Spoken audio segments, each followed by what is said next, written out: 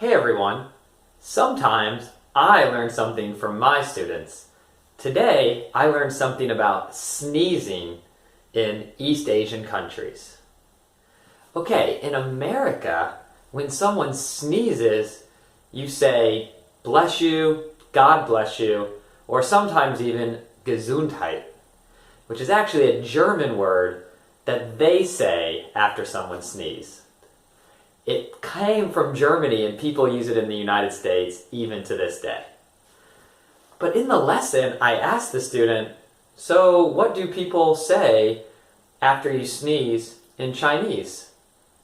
And she kind of looked at me and said, oh, well, if you know the person, you might ask, are you okay? Is everything all right? But that's when I found out there's no customary response.